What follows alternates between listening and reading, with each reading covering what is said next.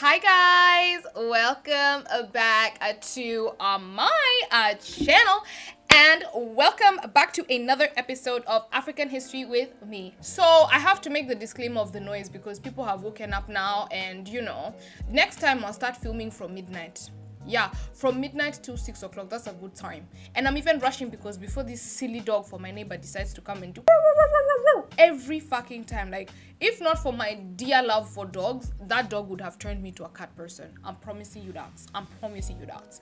Anyway, so have you ever heard of the Castle of Good Hope located in Cape Town, South Africa? Probably not. But let me tell you this. The story surrounding the Castle of Good Hope in South Africa honestly is one filled with ghosts from the past that still continue to haunt the present. This story of the castle is filled with torture. It is filled with a lot of horrendous things that happened, to the point where the people that died at the castle have completely refused to leave the castle and continue to roam the castle walls till this day. Many people that go to South Africa want to go to the castle, and after they go, they always report a very chilling feeling that they felt as soon as they entered into the wall, as soon as they stepped into the walls of the castle itself. Now today I am going to tell you why this castle has such a chilling effect and such a chilling nature surrounding it. Now, the Castle of Good Hope was actually built by the Dutch East India Company in 1666. The castle will be built from 1666 to 1679, and initially it was intended to just be a place where the ships would be able to dock and stop by and replenish their supplies as they were going on their merry way to, other places in Africa or moving on up to Europe. Now, the Dutch East India built this place so they could be able to use it as a dock and a port. However, we all know that something that starts off with an initial purposes always has to have some nefarious madness going on because of human nature and how human beings operate in the first place. So the Castle of Good Hope is no exception to this because it was run by human beings. And this is where we now get into the different various uses of the Cape of Good Hope. Now, during the time that it was first established, like I said, it was a port. However, because of the resistance that many of the colonialists were facing from the local people or the villagers or the indigenous people of the land, they had to find a place to be able to keep these people where they couldn't be accessed by others. Like, if they take your tribal chief, they need to keep him in a place where you guys can't break in and steal him. Now, the best place to do that was the Castle of Good Hope because, one, it was very well fortified. There was no way you could break in unless you used a cannon, and two, if anything happened, they could always be able to just get on a ship and run away. So this place served as a perfect location for a prison. With all that being said, as the British soldiers would face rebellion and revolution and everything, they would now bring the people who they would capture and they would bring them to the Castle of Good Hope. Now, the castle had layers or levels to it, and the last level was actually the basement area, and this is where they would store the indigenous people that they would capture. They would put these people down there, and this place was so disgusting. You guys, it was said that the place was so disgusting that the people lived among rats and ate rats in the basement.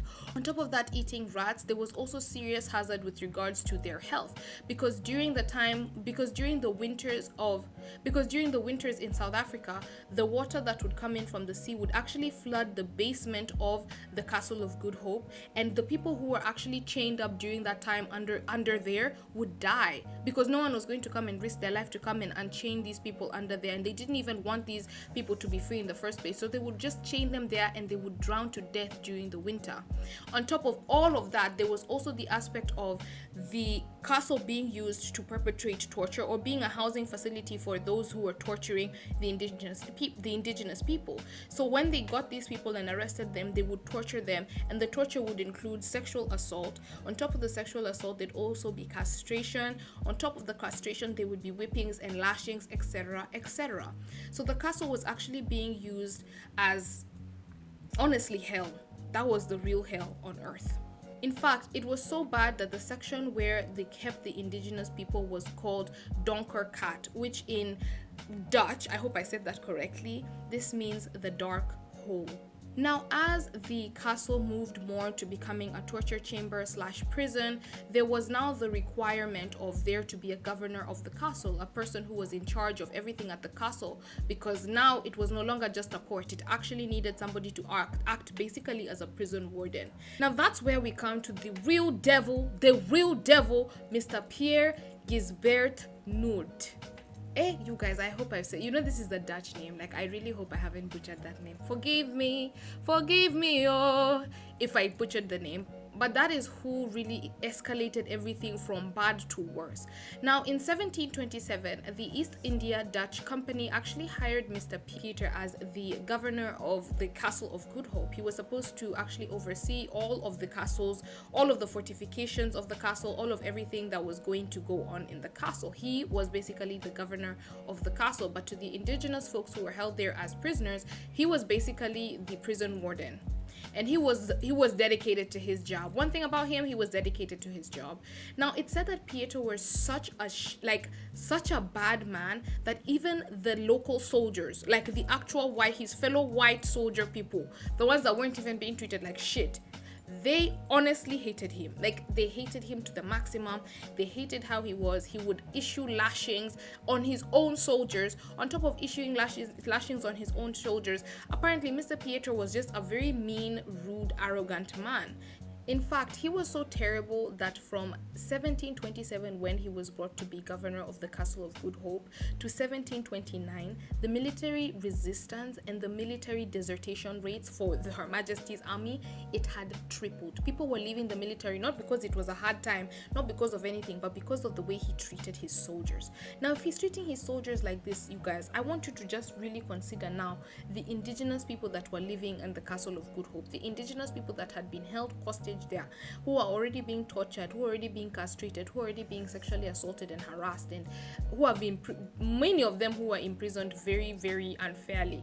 Imagine what they were going through at the hands of this man. I'ma tell you, Peter would torture inmates for days on end without giving them food and without allowing them to sleep or even giving them water. He would routinely order the assassination or killing of the local indigenous people who were held there by killing them, or just simply by hanging them or shooting them. And honestly, he used to just walk into villages and just collect people just for vibes and inshallah, which was already what really used to happen, because if they suspected you are a rebel, they would just carry you. They just carry you on suspicion, no evidence. Now, on top of that, being carried on suspicion instead of evidence, you could now also be killed, because there before they weren't just killing unjustly. You had to actually go to court and be sentenced to death. Pietro was now ordering their deaths just by vibes, just like that. He was acting as a judge, the jury, and the executioner at the same time. In fact, in April 1729, he actually ordered the hanging of British soldiers, which was never supposed to happen, you guys. He ordered the hanging of British soldiers on suspicion of them attempting to desert. He just suspected that they wanted to desert the army. He had no evidence they wanted to desert the army, but he ordered these men's deaths. In fact, the council in that area at the time had to actually get involved and put a stop to this, because he was now overreaching, was acting out of his role. This is not his power. He cannot just go around executing, which is so funny, because when he was doing executions of indigenous people, nobody said anything. But the time he now wanted to execute British soldiers, that's when everyone was like, it's too much. It's too much. He has to be stopped. The council stepped in. They stopped him from hanging the British soldiers. However, Pietro was still allowed to perpetrate all these unjust killings on the indigenous prisoners, and perpetrate them he did. It was actually around this time that the Castle of Good Hope stopped even seeming like the sun was shining through. It became dreary. It became very depressing. And you could literally feel the feeling of tension and fear and sadness and depression within the castle walls. This feeling of, something wrong within the castle would make very many of the soldiers and the people within the castle and the indigenous people within the castle feel unrest. Many of the soldiers or the indigenous people were not sleeping at all, even in the night, because they were afraid that if they closed their eyes, something would get them, something moving within the hallways would get them. Now, a few months after the council had stopped Pietro from actually hanging these soldiers, because he had no fucking evidence that these people were deserting, Pietro had gone and gotten his evidences together and gotten one of the soldiers to be hanged. Now, as this soldier was being hanged, he demanded that Pietro actually turned his face and look at him as he was being hanged, because he wanted him to watch that he was condemning him to death for something this small, condemning him to death over the fact that he hadn't even deserted yet. Like, are we not even allowed to think of something? I've not deserted, you want to kill me, what is the problem? So Pietro obviously didn't look at this man being hanged. However, the man, as he was within his last dying breath, you know this man was bitter, because he used his last dying breaths to curse Van Doet and tell him that he would one day face divine justice. On this same day, only a few hours later, Van Doet was actually found in his office with his face up like this and a frozen look of shock and fear on his face. And this was surprising because it took a lot to scare this man, because he was basically the devil himself. So as he was found like this, people tried to check his pulse, and he was passed. He had died that same day. No one had seen, even the people who were standing guard at his chamber, or like at his office door, no one had seen anyone entering the room. No one had seen anyone exiting the room. There was no report of anybody being in the room with Van Doet. So many people do believe that it was one of the spirits of the people who he had unfairly killed, or one of the people had actually come back to get him and drag him to the depths of hell. Now, according to many of the reports that still go until this day, many people have seen Van Doet's spirit roaming the walls of the Castle of Good Hope, and the belief is that he won't even be allowed to get into the underworld and go to hell, honestly, because his crimes were too vicious. Now, on top of Van Doet's alleged haunting of the Castle of Good Hope, there have been other rumored hauntings of the castle that have been going on, and they've been taking place since that time till today.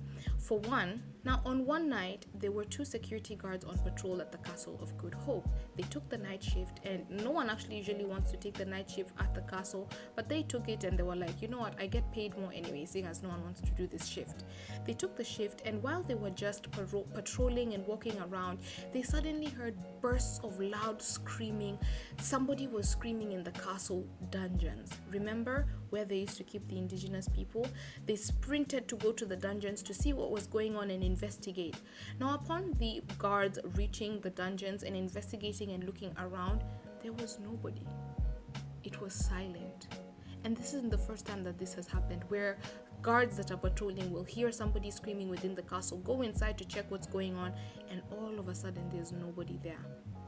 Now, on top of this, it's not only the guards that hear people at night or hear scary noises going on at night. No. There was a couple in 1952 that actually rented out a room at the Castle of Good Hope for the Riebeek Festival in South Africa, Van Riebeek Festival.